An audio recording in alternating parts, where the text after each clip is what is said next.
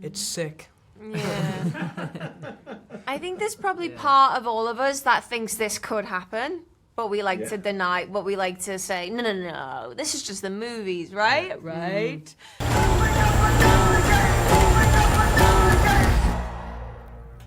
This is a glorious day. A day of judgment. My children! There's no discharge in the war.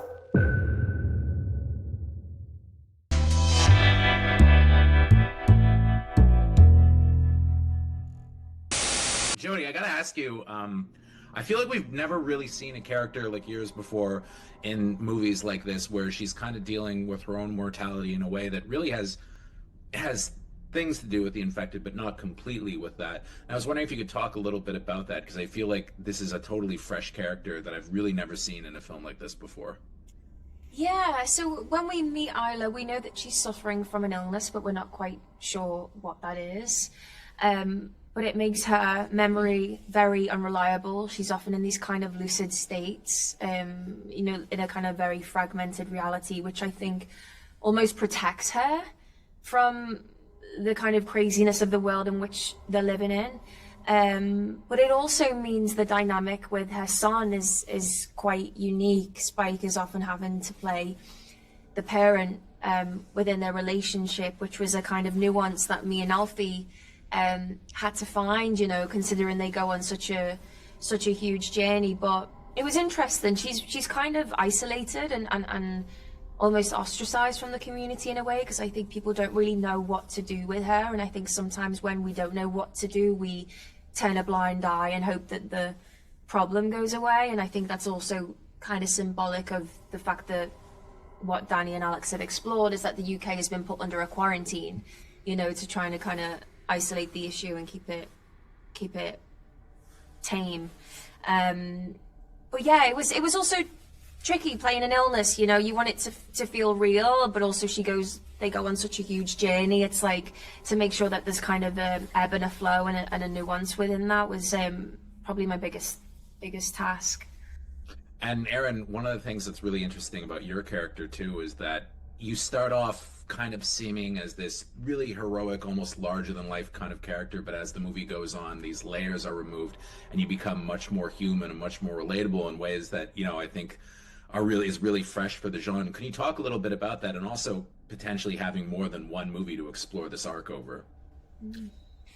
Yeah, I feel like it's great for me to play a father character. I am a father of 4 daughters, and so my youngest is the same age as Alfie, so it felt very nice to kind of come into a role that I felt comfortable in, but saw the complexities of just parenthood, and parenthood in a post-apocalyptic world would be even more complex. And I just felt like this character was coming from a place of trauma from this event that happened 28 years ago, and from a fear-based trauma, but he's felt like he's built his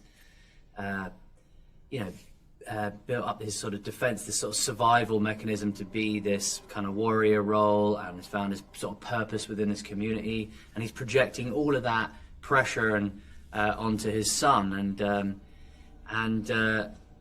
but his son's asking for more than that, and he can't provide him with answers, and so he breaks and is flawed and is human in that moment, and he can't answer about the condition of his wife either, and I think he's in denial, and at that time you see his son have to grow, whereas my character can't. He's sort of stunted in emotional growth, so it's kind of interesting that. So it comes Spike's coming of age story of how he deals with grief and loss and love and light, And Alfie, I thought you were incredible in the movie, and you really kind of carried it and made me totally invest in your character.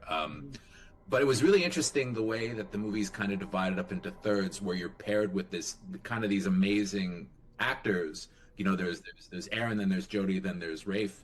Can you talk a little bit about that and Alfie's evolution over the film, and maybe what we might see from him in the future? It was amazing working with these people, because you just learn so much, and they teach you a lot of things. And I'd love to work with them again in the future because, you know, we got along on set and, yeah, we had a fantastic time. And I have to ask you also, what is it that, and this is for all of you, what is it you think about this genre in particular that draws people to it so much? Because I feel like there's just a fascination for these movies that will last forever, really. It's sick. Yeah. I think there's probably part of all of us that thinks this could happen, but we like to deny, but we like to say, no, this is just the movies, right? Right. You know, and I think, thinking of my own experience watching the film last week, I was like, I felt sick, I was crying, then I was laughing, then I was terrified, but like I came out of the cinema and I was kind of like vibrating. There was a feeling of like, haven't really experienced something. Okay, Danny, I got to start with you. I really loved the way that the movie was shot with this crazy wide 2:7:6 aspect ratio, but then also in like DV. It was weird because it made it both epic, but also like extremely intimate and real. And I was just wondering if you could talk a little bit about that, especially considering that you really kind of set a trend with the first movie by shooting in digital video. Yes, the first film apparently was the first widely released digital film shot on digital, but it didn't have a resolution. It looked very grainy, and you can't do that anymore, I don't think. The demands of resolution are such now that you have to move on, and technology has moved on. The smartphones, small cameras, GoPros, they all shoot of a resolution that you're able to put them on a cinema screen, and it's how you use them. And yeah, we wanted this unusual format, the widescreen format, because of the amount of nature we were going to be looking at rather than the deserted city, and that we were going to make that feel an English landscape. We were going to try and make feel epic. And Alex, I have to say, one of the things that was interesting about this is that since 28 Days Later really kicked off a trend, I feel like we've seen a lot of movies kind of set in the genre, but I've never seen one that was about society rebuilding so many years afterwards, and that really made it feel fresh and completely unique to me. Can you talk a little bit about that and about what it's like watching this society kind of slowly reemerge over time? It all is sort of baked into the title. I think in theory there could have been a 28 months later, but whatever the boat was, we missed it. And so if we were gonna, it would have been a bit odd to do 28 months later now.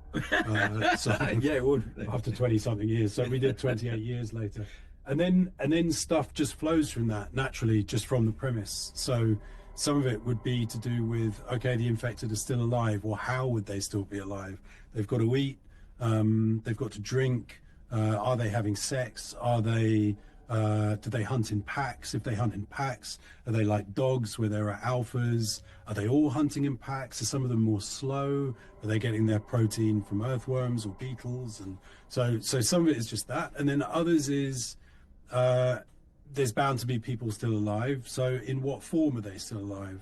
Thank you for clicking on our video, everybody. If you like what you saw here, please make sure you like the video and subscribe and share with your friends who like this sort of content. JoBlo was created by movie fans for movie fans, and we appreciate your support.